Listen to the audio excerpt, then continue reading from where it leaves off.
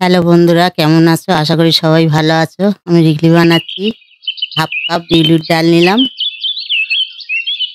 ১ cup চালের গুঁড়ো, ১ cup সুজি ভিজিয়ে রেখেছিলাম,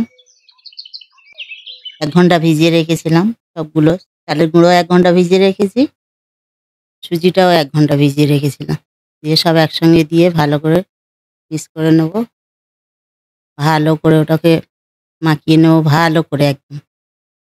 তারপর আমি কালারিং করার জন্য এগুলো নিচ্ছি ক্যাপসিকাম, গাজর, বিট এগুলো ডুমো ডুমো করে কেটে একটু সিদ্ধ করে নেবো কালার আনার জন্য। একটা একটা করে ফার্স্টে ক্যাপসিকাম আর ধনেপাতা দিলাম, তারপর গাজরটা সিদ্ধ করে নিলাম, তারপরে বিটটা সিদ্ধ করে নেব, সেটা সিদ্ধ করে নিলাম। নিয়ে বানানোর জন্য কালার আসার জন্য আমি একটু দেরি হবে, আস্তে আস্তে করে করলাম। কালার হয়ে গেছে।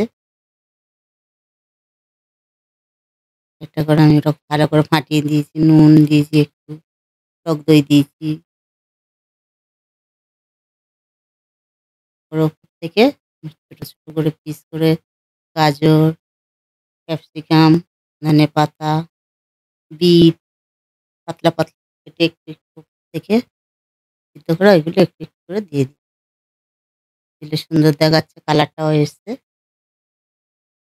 বাড়ির জন্য আপনারাও করবেন, করে দেখবেন।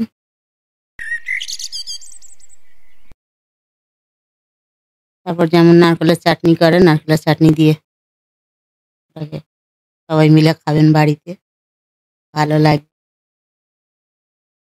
আমার এই আপনারা কমেন্ট শেয়ার করে দেবেন।